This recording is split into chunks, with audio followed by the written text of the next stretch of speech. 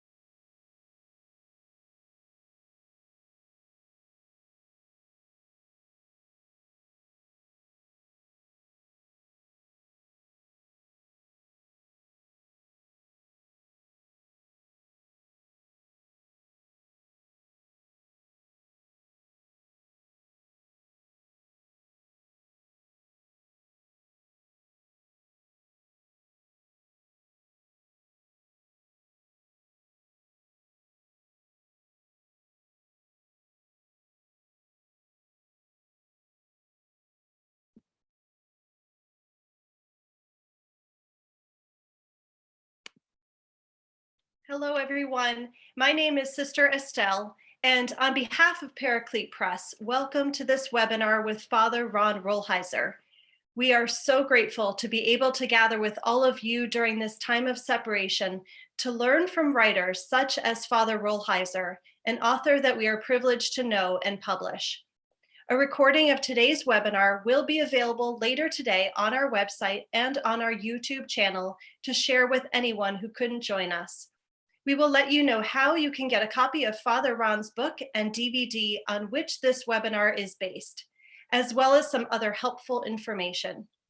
Since today is our final webinar on this subject with Father Ron, we will not be doing Q&A so that we give him as much time as possible to share everything on his mind and heart. As you know, today Father Ron will be speaking to us on his book, Bruised and Wounded, Struggling to Understand Suicide. Father Ron is a Catholic priest, an internationally known community builder and speaker, and is among the most popular spiritual writers today. His retreats and workshops have inspired thousands. He is the author of over 15 books. Many of his works look at complex theological issues, such as the human heart's search for God, and they are written in a style that is warm, inviting, and informative. But over the last 20 years, he has also published numerous articles on the difficult and painful issue of suicide loss, writing with both compassion and empathy. Father Rolheiser has experienced the loss of friends in this manner and has comforted hundreds of others. In his words, one feels the mercy and love of God. Thank you so much, Father Ron, for being with us today to share your insights on this painful yet important topic. Okay, well, thank you, Sister Estelle, and welcome everybody. It's good to be back with you. Last week, we talked about understanding suicide, just the pain of this disease that is almost universally not understood and causes so much pain in our world. This week, I want to talk about compassionately and spiritually accompanying those who have been affected by the loss of a loved one. Or maybe it could also be subtitled, How We Ourselves Work Through the Loss of a Loved One. I would suspect that everyone tuning into this program this afternoon has lost somebody, a loved one through suicide. So it's how we accompany others, but also how do we ourselves come to grips with this. And I want to do a number of things with you this afternoon. I want to talk a little bit about the problem of this. And then I want to give some perspectives on kind of how we can understand this and respond to it pastorally and humanly. So I want to talk a little bit about just a better understanding of suicide. I want to talk about our need to stop second guessing ourselves, our need to grieve the darkness, the death, the darkness, and the chaos of a suicide, and our need to redeem the memory of the loved one we've lost, and then our need for support, and then our need for a better understanding of God.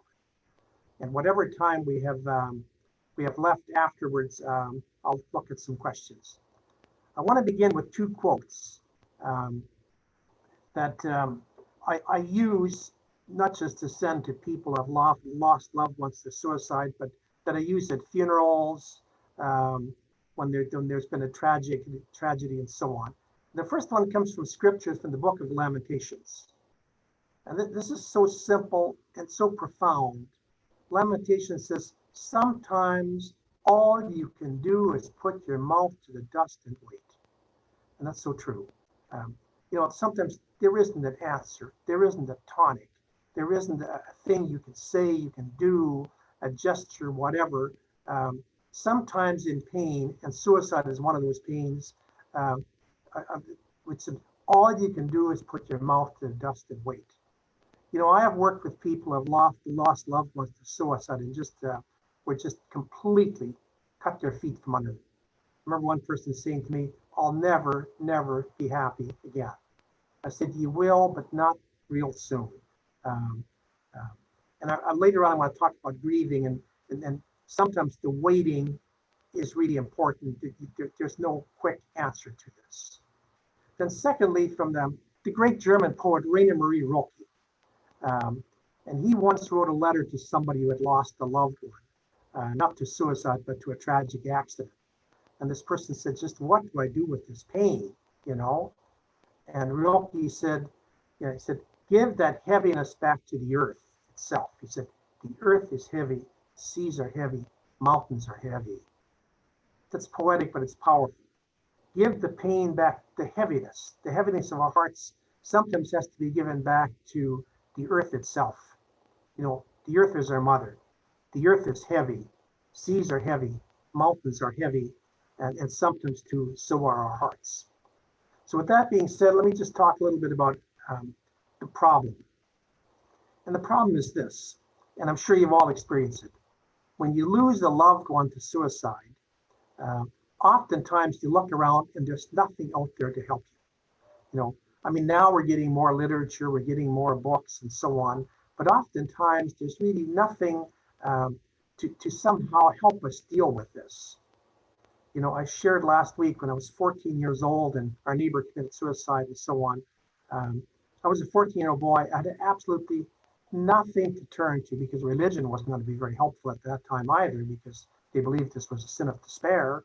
And, it's not talked about. There's a stigma of shame to it. It's incredible. I was saying last week, I'm not an expert on this. I don't pretend to be an expert. But I get a letter, call, or something every week. And I remember some years ago, and I'll talk about this book later on, but I got an email from Nancy Rappaport, who's a psychologist at Harvard, teaches there. And she says, I'm Jewish. My mother died by suicide. And she said, there was nothing out there. She says, our rabbi gave me these pieces you've written. And then she shared her book with me in terms, I'll talk about redeeming her mother's memory.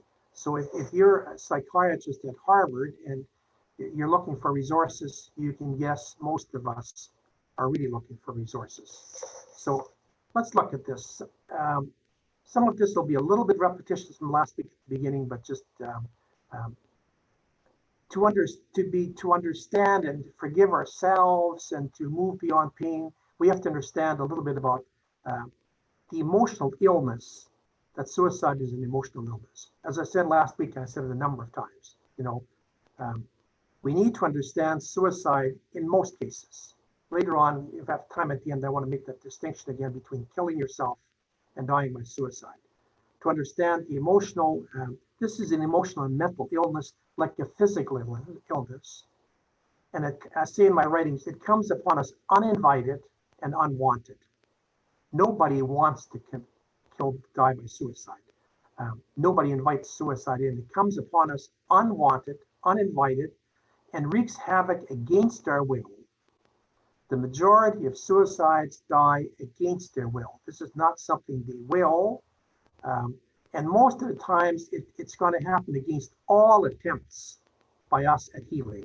So that we try and we try and we try.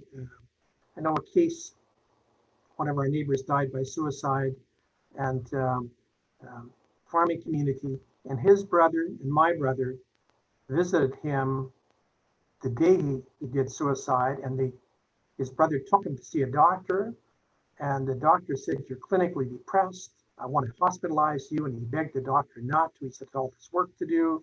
And the doctor said, "Well, when you go home, if you feel anything at all, just give me a call." And this man went home and killed himself within the hour. So that all attempts at healing, or sometimes I've seen families where for years they're working with a daughter or a son who's clinically depressed, and they try everything and try to somehow help this person, and they can't, and the person dies by suicide. So the person dies, it comes uninvited, unwanted, and against all of our best efforts to stop it. Then we have to do this, we have to understand this. This is a sickness. People die by cancer, people die of strokes, of dementia, and so on. It's against their will, it's against our will. And then as we do this, we have to remove also the stigma of shame.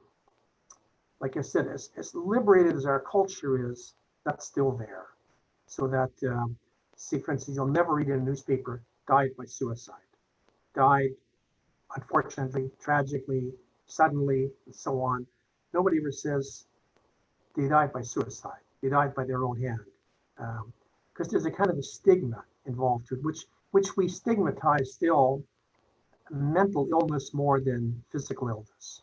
So for instance, we're getting better at this, but for years there was a shame around dementia, around Alzheimer's, so that, you know, your father is no longer has his faculties and so on. That shouldn't be. It's biochemical, it's an illness, you know. And then also to understand that there's a lack of choice. And then we need to move beyond this, we need to forgive the death. I want to talk about it in some way. When somebody dies by suicide, we need to forgive that death.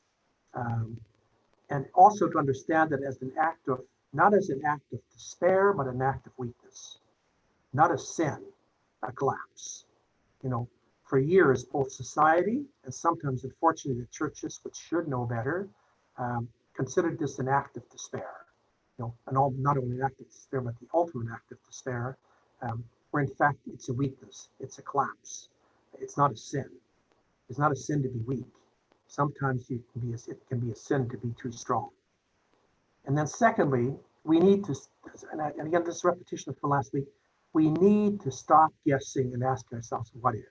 If only I'd been there, I should have noticed the signs, I should have reached out more, I should have been nicer to this person, I should have made more time for them, where we end up assuming some of the blame. And it's not our fault. You know, just today, somebody sent me a wonderful quote, and it's a mother who lost her son to suicide, and she sent me this quote. It comes from a young man called Sam Dillon Finch, and he's talking to people who are left behind by suicide. He says this, he says, "You're part of the legacy your loved one left behind.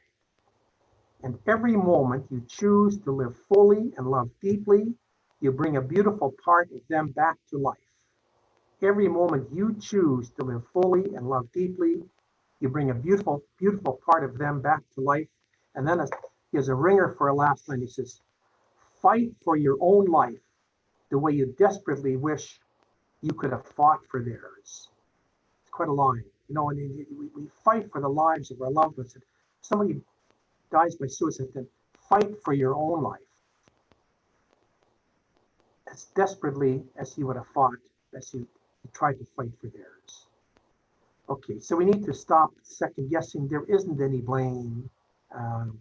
You know, like I said, if a loved one dies by cancer, a loved one dies by, you know, stroke, dementia, heart attack, diabetes, we don't blame ourselves for that.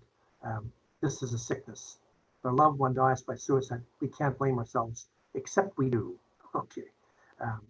And for that reason, we need to grieve this death. We need to grieve its darkness and its chaos. It's not just an ordinary death. All deaths leave a deep scar, you know. But here it leaves it, because of the manner of the death, it leaves the darkness and it leaves the chaos. And so a couple of counseling pieces here. First of all, when somebody close to you dies, don't be surprised if you're really angry at them for a while. That part of your process of grieving is going to be to get over anger. I've dealt with people. One mother said, if I could have her right now, I'd kill her. I'm just so angry at her, and so on. Think about the irony of that. I'd kill her, but just that. It's interesting. Sometimes, even when people die of cancer or whatever, young people leave a family, the other person can't help but feel angry, and they feel guilty about that. You've stuck me, you left me here alone, and so on. But don't feel surprised that you will feel, and for a while, you'll really have to deal with some anger. That as part of the process of grieving, and that's part of the process of grieving is suicide and saying farewell to that person. And sometimes the anger can be very, very intense. And I'm going to talk about grieving as a process. Sometimes you have to work with that for quite a while. And then understand and accept the full extent of the hurt inside of you. This is a deep hurt. They don't intend it to be a hurt. It's a deep hurt. I have a very close friend who's now in his 60s and so on, but his mother died by suicide when he was like 14 or 15. And he's had a lot of depression in his own life. And he always tells me, he said, every time I've been tempted to end my life, he said, I didn't do it for this reason. He said, I just realized how much hurt that would leave behind. He says, my mother's suicide just left this devastating hurt. He said, I don't want to do this to anybody, you know, and so on. So understand that, you know, sometimes sometimes just naming something is helpful, you know. It's when it's not named that it's chaotic, you know. So you have to say, yeah, I'm angry, I'm hurt, frustrated, I'm ashamed, and so on. Just to name that, and then also to name and accept the helplessness that's inside of you as you try to come to some kind of consolation and healing, so that you're going to experience anger, you're going to experience deep wound, and you're going to experience a certain helplessness. What do I do with this? Okay. So I'm going to talk a little bit about the process of grieving. You know, we should be, and we're doing more now. When I was even earlier on in my years as a priest and so on, there wasn't a lot of real practical work being done on grieving, you know, because a lot of times with a wound, there's only one healing way, and that is the process of grieving. You know, the great psychologist Alice Miller, in a wonderful book she wrote, which is a watershed book called The Drama of the Gifted Child. And there she's not talking about suicide. She says, when you get into your late 40s, early 50s, midlife, she says, in a lot of people's lives, that's when your wounds are going to appear. That's where you're going to realize, I would say humorously, that your mother did love your sister better than you, and that you've been had, and you've been treated unfairly, and haven't been loved, and life isn't what you want. And she says, a lot of people are going to grow bitter. A lot of people are going to grow angry. She says, but there's only one way out of this. She says, and I'll quote her, she says, the sole task of midlife and beyond, the sole psychological and spiritual task is the task of grieving. The wounds are real, and they got to be grieved. Now, what does it mean to grieve? I mean, it's a word, okay? Let me start with a couple of examples. Some years ago, when I was still living in Edmonton, there was a young woman who was attending classes there, very, very idealistic young woman, given over to working with the poor. And she had decided that she's going to join one of these Peace Corps groups, and she was going to Asia to work in a poor country for 2 years. And 1 week before she left, her father, who was still very young, died of a heart attack. She was close to her father, but she said, no, my dad would want me to do this, and I'm going to get on this plane, I'm going to go, and I'm going to work. And she did this for 2 years and did well. And she came back, and several months afterwards, she had a nervous breakdown. And her psychologist said, well, you never grieved your dad's death. And, then it came back and snake bit her. We need to grieve. And grieving takes time.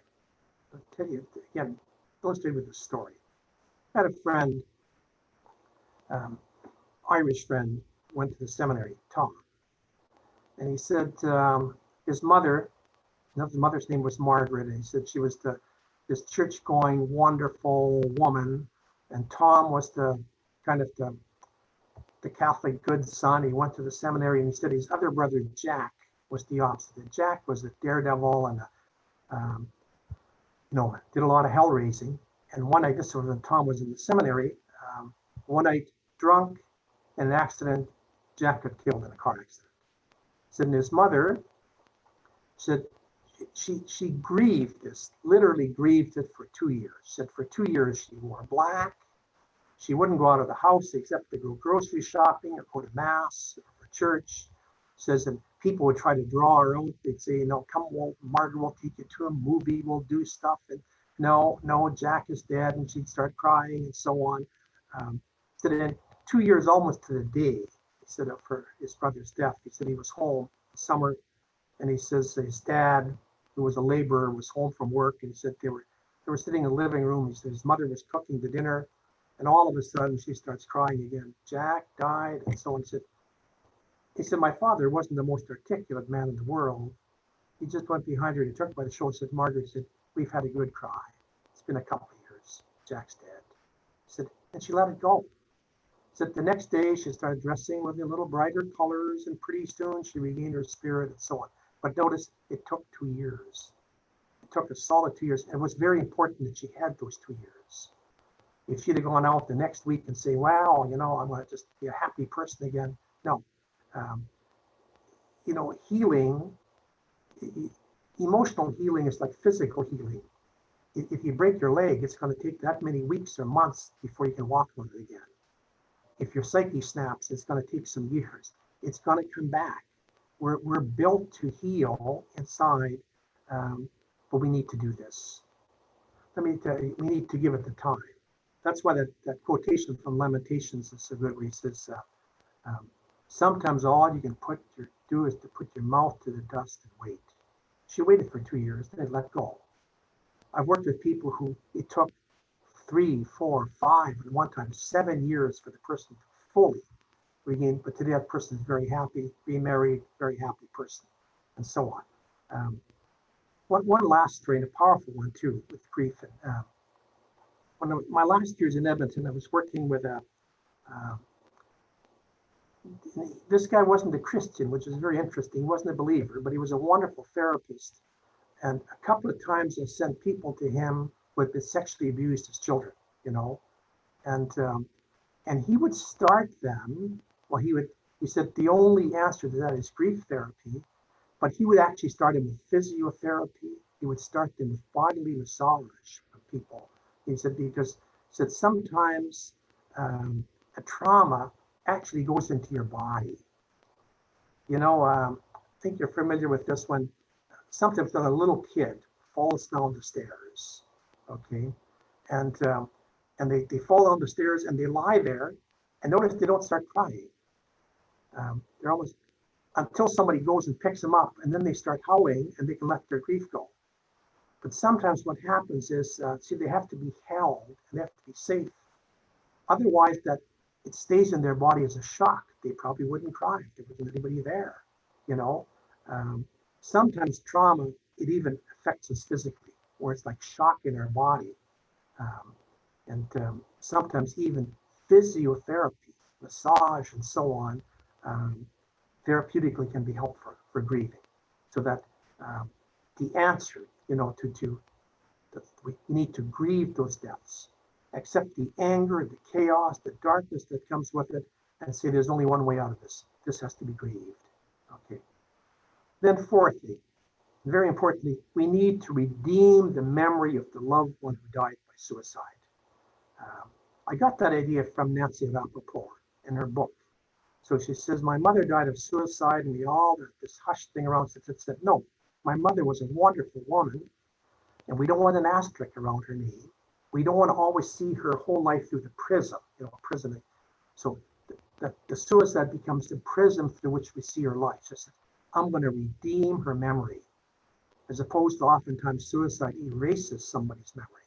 Okay, that I'm going to redeem her memory. She wrote this book about her mother and her mother's person and so on.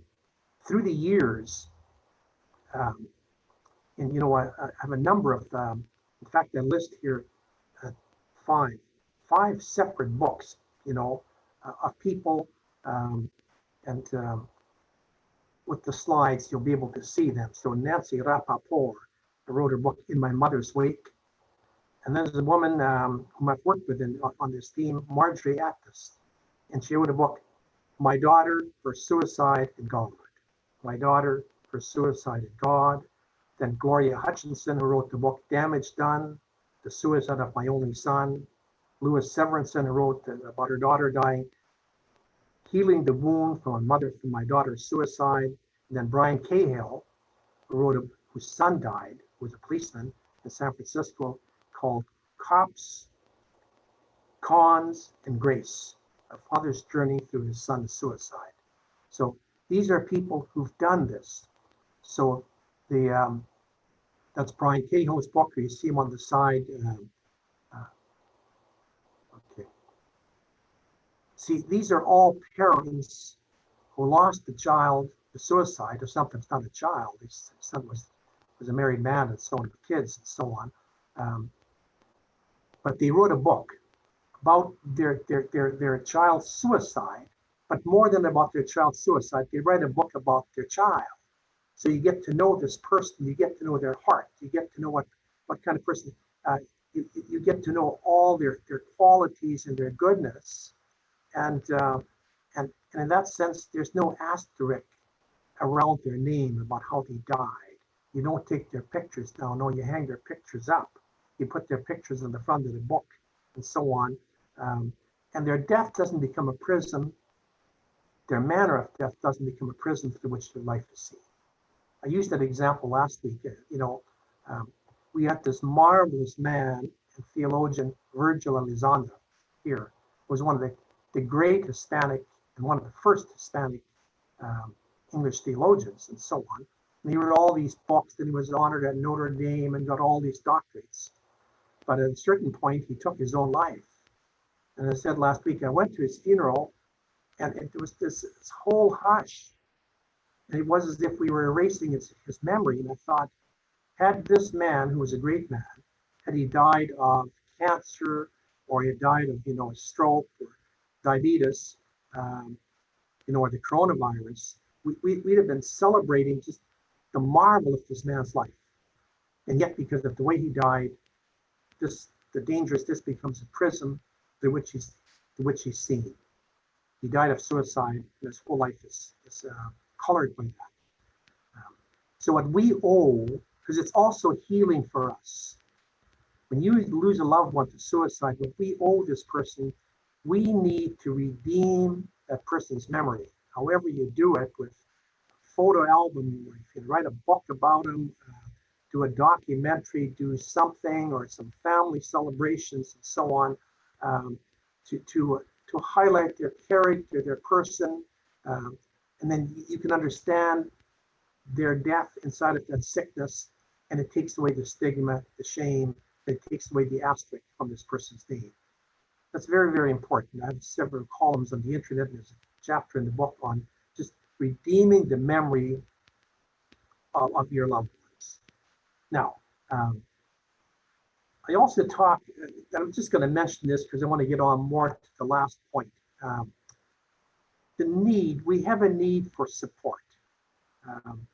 For instance, grieving, part of grieving is inner work you do alone, but part of grieving is also work that you need to do with others. so that we need to, if you can find support groups or even create a support group, or any kind of symposiums, forums like this, where there's an openness, there's a talk about it, and we can express both our angers, our frustrations, our confusions, our questions, and so on. We really need to be supportive as we're going through this. But I want to spend the last part of this talk here now, very importantly, on the need for a better understanding of God and theology and God's mercy and this person's eternal salvation. As I said, when I was a kid growing up, and that's not that long ago, and in some places it's still the stigma, where churches, in fact, in the 1960s, when I was in high school, it's just when the churches first started, having funerals and burying people in church grounds who died by suicide. Prior to that, the issue was, this person has despair, and probably this person isn't in heaven, and so on.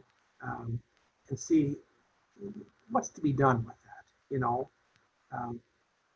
Well, let me start with a couple of stories, First of all, God is much more, infinitely more understanding, empathic, and merciful than we are, So for instance, I look at a mother who loses a child to suicide. This person was a good-hearted person. I remember one time a woman saying to me, she says, I knew this kid, and he was a good-hearted kid. She said, if I were running the gates of heaven, I'd let him in. I said, but do you think God is less compassionate or less understanding? And we are, of course you'll let him in, I remember one time, this wasn't a suicide, it was a young man who died on his high school graduation in a stupid car. It's young guys drinking, you can fill in the rest and so on, cars. And this young man, 18 years old, was killed. And at the funeral, his mother, who'd been a classmate of mine, she says, she was crying. She said, he was still so young. She said, he still needed a mother. I said, he has one. He has one. He has died into more gentle hands than our own. As I said last week, people who die of suicide, the vast majority, I want to come back to the distinction afterwards, as opposed to people who kill themselves out of strength or arrogance. The vast majority of suicides are people who, they died out of weakness. They died out of an inner collapse, okay, an illness. And these are people that God loves specially. Remember in Scripture, God loves the poor. God hears the cry of the poor. The people that God is most drawn to are the poor and the weak. Remember, Jesus says, I've come not for the unsick, I've come for the sick. I'm a doctor, the sick are mine, and so on. So that the little ones, the vulnerable ones, the broken ones, these are the ones that God loves specially. And so, and that fits most suicides that I know. Now, even more importantly, we have a Christian doctrine about this, and it's called the doctrine of descent into hell. It's interesting, those of you in Canada, because in Canada you always say the Apostles' Creed, and here Americans tend to say the Nicene Creed. But we actually only have two creeds as Christians, the Apostles' Creed, the Nicene Creed. And in the Apostles' Creed, which lists Christian doctrines, it says, we believe that he descended into hell, that Christ descended into hell and rose again the third day, and so he descended into hell. What does that mean, that Christ descended into hell? Well, let me tell you, to introduce it this way. That doctrine is the most consoling doctrine in all of religion, not just in all of Christianity. It's the most consoling doctrine in all of religion. What does it mean? I want to tell you three stories, and then I want you to put them together, blend them, and you'll get this message. First story, the suicide story. Some years ago, some family friends of mine, they had a 22-year-old daughter who went off to college. And She had a history of clinical depression, a long history of clinical depression. At one point, she attempted suicide, but didn't succeed. So they brought her back home, and for the next 3 months, they took her to see medical doctors, they took her to see psychiatrists, they took her to counselors. The family tried to surround her with affection and care and so on, and watchfulness, and it didn't help. At the end, she ended up dying by suicide. Now, close that off. Okay, second story. There's a very famous holy picture, piece of art, and it hangs in the Anglican Cathedral in London, England. Just take a look, drink of water.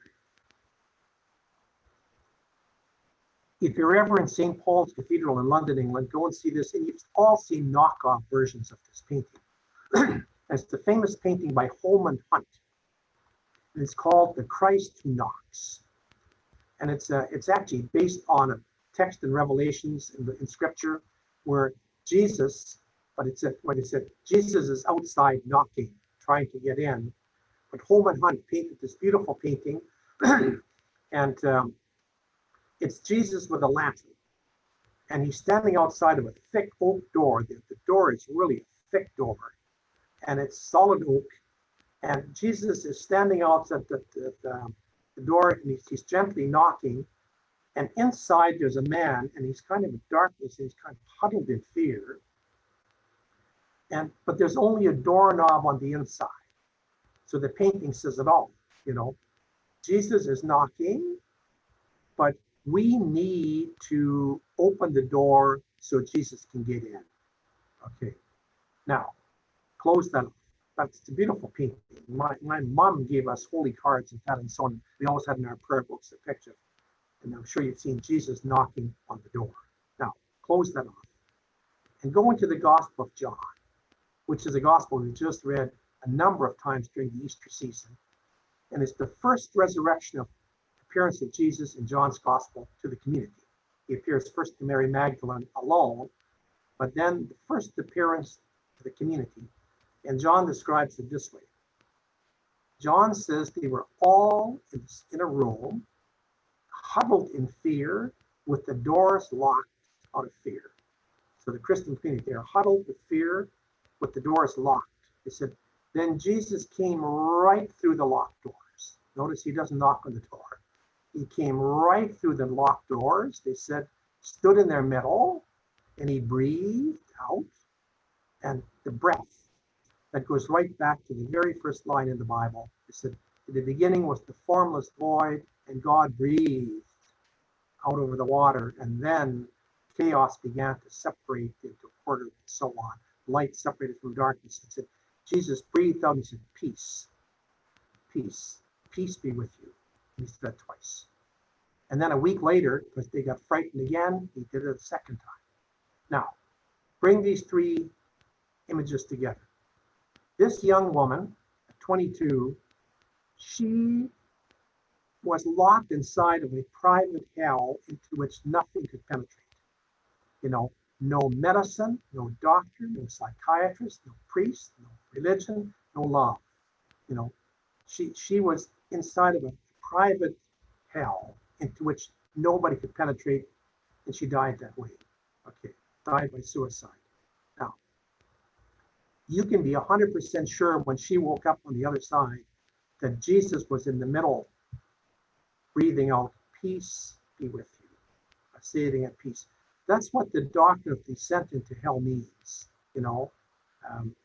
that's the spiritual part of that doctrine, that they say the way Christ died on the cross, he demonstrated a love that's so powerful that there is no hell, communal or private, that God can't get into and breathe out peace. And that's an incredibly consoling doctrine, because it means when we can't help each other, God can still help us. When we can't help ourselves, God can still help us. We can get inside of private hells and communal hells, of not just with suicide, but anger and divorce and lack of reconciliation and broken downness and so on, in which we can no longer help ourselves, and we can be helped.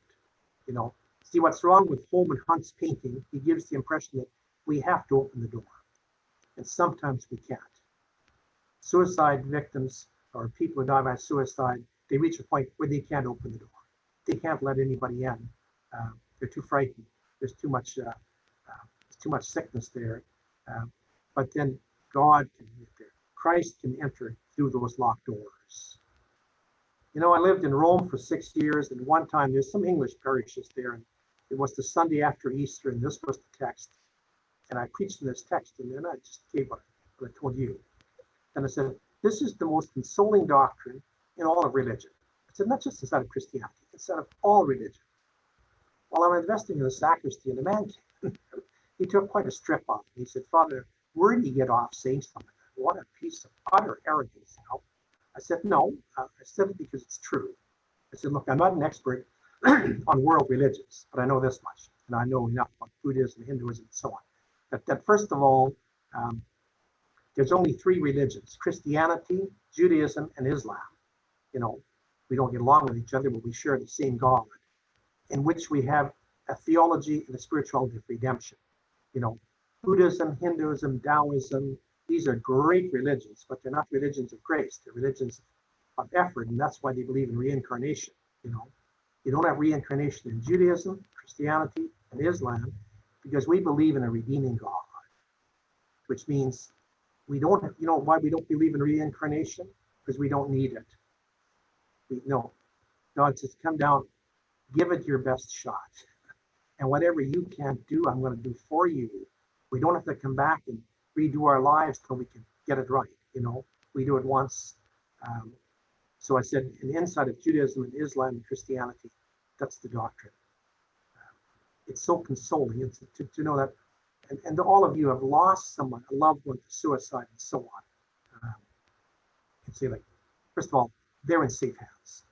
They're in much more understanding hands than minds than they're understood better now than we understood them. They're in more gentle hands than ours. They're in more loving hands than ours.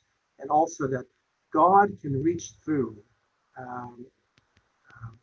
God can reach through in ways that we can't reach through. God can come through locked doors. I love that text in John. Jesus goes straight through the locked doors. He doesn't knock because they'd have been too afraid to open. You know, you and I can't go through locked doors, and that's sometimes when we lose somebody to suicide. We try everything, but we can't reach through.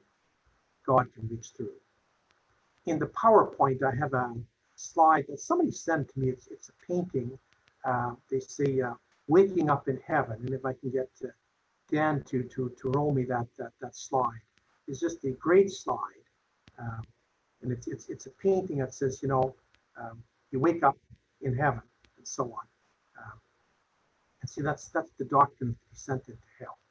And so, you know, the questions you people send me last week, so many people asked about that, you know, the salvation of your loved ones, you know, you worry about them, or they died angry, or they died doing this and so on, or was really an act of strength. Or someone says, you know, like they died because they were so angry at the person who's rejecting them that they died to punish this person. Well, some people die doing mass shootings and so on. Anybody who dies with sincerity, there's no worry about. So that's the painting. It's called "Waking Up in Heaven." So look at that painting. It's the ecstasy, waking up in heaven. That's the name of this painting, and I really believe that's the way a lot of suicide people are going to wake up in heaven. You know, after the depression, all the pain and stuff that they have carried.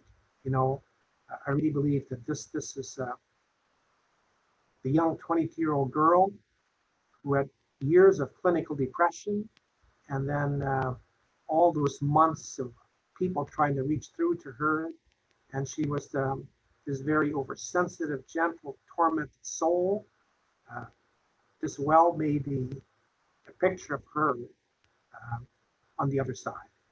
So I want to leave you with this. I'm going to answer a few questions and so on, but in terms of we need a fuller understanding of God, of our own Christian doctrines about the descent into hell, God's mercy.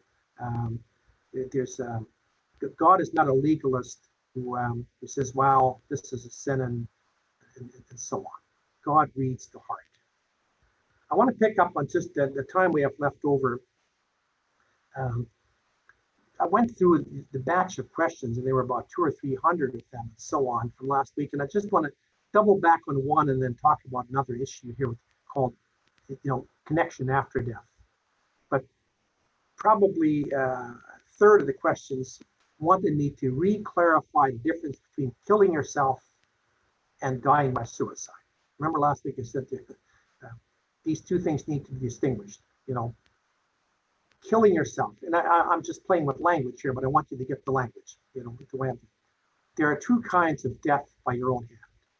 One I call suicide, and the other I call killing yourself. Now, if I dare to use one example, so we can use that as a symbol. Lord knows he may be in heaven. Take Hitler. Hitler killed himself. Hitler was a strong, tyrannical man. Now he may also have been sick. That's out of the surface. So at a certain point, when he lost the war, Hitler killed himself. Kind of, I'm too proud to live. Notice that's an act. That's an arrogance. That's strength. That's a pride to set you above. 98% of suicides, I dare say, and certainly every suicide victim I've known has been the very opposite. They're the opposite of the overly proud. I'm too proud to live. It's the opposite. They're broken people. They're bruised people. They're oversensitive people. They're people who are struggling with inner turmoils that we can't get to, and so on. But they're the antithesis of pride and arrogance and so on. And their death is not an act of strength. A Hitler dies by an act of strength. Their death is an act of collapse. The same as, I've seen a couple of my sisters. I saw my dad, one of my brothers die by cancer, them fighting the cancer, and finally it overpowers them and they collapse into it and they die. That's also most suicides. It's an inner sickness. It's an inner cancer. It's an inner heart disease and so on. And they fight it and at a certain point it overpowers them, and it's an inner collapse. That is an act of that's the antithesis of an act of pride, an act of, in fact, what you see in most suicide victims, they no longer had a strong pride. Their pride broke down, which is incidentally one of the first signs of clinical depression. Your pride breaks down, because we need a healthy pride to function as a human being, and so on.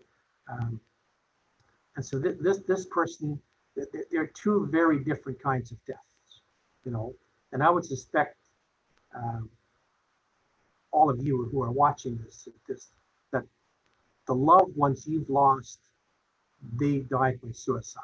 They didn't kill themselves out of some arrogance of strength and so on. I want to make one other comment, and I suspect most of you are Christians, so I can do this. And that is, a lot of people ask, what about after death? One mother wrote to me and she says, I talked to my daughter. I talked to her now. And someone says, is this weird? Is this valid? And so on. No, it's valid. It's not weird.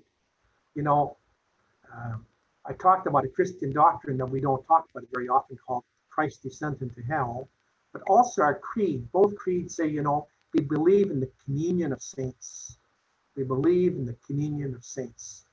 And what that means is that we believe as Christians that our loved ones who have died, that we're still in vital communication with them. They're still alive. And they're still with us, and we're still with them. And so that's why we pray for our loved ones after death. But you can talk to your loved ones after death, and so on. They're there, And in fact, you'll notice that after your loved ones die, your relationship with them will even evolve. That in the early weeks and months after they die, it'll be very intense, and you'll be in need to pray for them and so on. And at a certain point, they themselves will give you a signal, relax, see you later, get on with your life and so on. That they'll even give you the signal when to pull away, you know. Let me tell a couple of stories on this. You know, some years ago, I lost one of the really close friends I ever had. He was a psychologist in British Columbia, on Salt Springs Island, and so on. And he died young, 53, of cancer. And when he went in to get his, you know, he had terminal cancer, but the doctor said you have one chance, but it's not a good chance, and that is a bone marrow transplant. He said, but in your age and so on, your type of cancer, it's a very high risk, but it's your only chance. So he said, I'll try it. So the night before he went in for this bone marrow transplant, he had all his friends from all across the country fly in, and we had a Last Supper. We went to his favorite restaurant. He ate all his favorite foods. We were there for a number of hours. And it was like Jesus at the Last Supper, saying goodbye to all of us and so on. Then he went in for his bone marrow transplant, and he ended up dying. And we loved this man. And 2 years later, all of us met again in the same restaurant, 2 years to celebrate his death. And we had this great festive feast, and we said goodbye to him a second time, you know. I still pray for him, but, you know, like even after death, we were in communication with them, and they also send you a signal when it's time for you to start letting go and to, you know, not let them dominate your life. You know, there's a literature, which I'm not sure how serious to take, and you're all familiar with it, but it's so, there's so much of it that it, you know, it's hard not to take it seriously. And that is, we have all kinds of movies now and books about people who were clinically dead and then came back to life or resuscitated. And it's interesting, in every case, we'll talk about suicide in a few minutes with that too, but in every case, they didn't want to come back. You know, in every case, they met light, they met love, it's things they couldn't quite express. They met dead relatives they didn't know they had, so on. But, you know, like normally I distrust literature like that, but there's so much of it. There's just hundreds of documented stories and so on. You know, which assure us, you know, there's life and that they're in contact with us and so on. Now, it's very interesting. I mean, the exception where you said, in every case, nobody wanted to come back. They wanted to stay there, you know, with these exceptions. Sometimes people who had died by suicide wanted to come back, not because, you know, they weren't in heaven or not because there's something wrong, but they wanted to come back and redo their death. They just felt so badly that they exited this way. But notice they weren't being judged. They weren't being, you know, there was no despair or you're going to hell and so on. Some of the suicide people said, I wanted to come back because I wanted to undo this. I wanted to just exit in a different way. But they were in heaven. They were happy and so on. But that's an important doctrine. So I'm ending here on true Christian doctrines which are in our creed. You know, so I'm not making this up. It's when they say the creed. He descended into hell. The third day he rose again from the dead. It's the most consoling doctrine in all of religion. And it's the doctrine you really want to lean on when you've lost a loved one to suicide. Just to know they're in safe hands. They have locked some doors that we couldn't get through anymore. God, Jesus goes through locked doors, breathes out peace, first day in heaven. And then also we can continue our relationships. If I had the last words to say, if only had another chance to talk to them, you can. I remember once going to a workshop with Clayton Barbo, the wonderful psychologist, a very colorful one too. But he said, this woman came to see him. And she said, you know, she said, it's just terrible. She says, my husband and I, we were married for over 30 years and we had a wonderful relationship. She said, we had our little spats and so on. She said, and the morning when he died, she said, we had this stupid fight about nothing, you know, dumb fight about nothing. He walks out, tries to go to work, gets killed in an accident. Said, so my last words to him were anger, you know, And so Clayton Marble said, well, what would you say to him if we're here? I said, look, sit up the chair, said, he's here. Just say it to him. Just say it to him. Anything you want to say to your loved ones who are attacked by suicide, you can still say to them. You know, that's the beauty of the doctrine, of our creedal doctrine about communion of saints. So it's just a couple of minutes before 2 o'clock. So I want to thank you, or 3 o'clock. So I want to thank you. I want to thank Sister Estelle for inviting me to do this. And she has invited you to send questions to my website. And I really appreciate them because I want to do much more writing on suicide, and your questions will be very, very helpful to me. Yes. Thank you so Thank much. you. Thank you so much, Father Ron, for speaking from your heart today and for bringing light into such a painful and sensitive subject. We're really grateful for that. And thank you to everyone who joined us. Father Rolheiser's books are available from your local booksellers on his website, ronrolheiser.com, and of course from paracletepress.com. His book that he referred to today is this one that's being shown here, Bruised and Wounded, Struggling to Understand Suicide. And it can be purchased on our website, paracletepress.com. Also his DVD, Reclaiming Life, Faith, Hope, and Suicide Loss. This can also be purchased on our website, paracletepress.com, at 40% off for the month of May, starting today, using the coupon code RECLAIM40. And if you buy both the book and DVD today, you'll receive free shipping. So it's a great opportunity. Please consider gifting his resources to friends and family who might benefit from them. Your generosity will help support Father Rolheiser and Paraclete Press in our ongoing work in providing free webinars such as this at this time. We do hope you enjoyed this time with Father Rolheiser as much as we did. Our prayers are with all of you for health and safety, and we hope you will join us for more of these times together with our authors. Our calendar of upcoming Zoom events is available on our website, paracletepress.com. Thank you all so much. Thank you, Father Rolheiser. Thanks.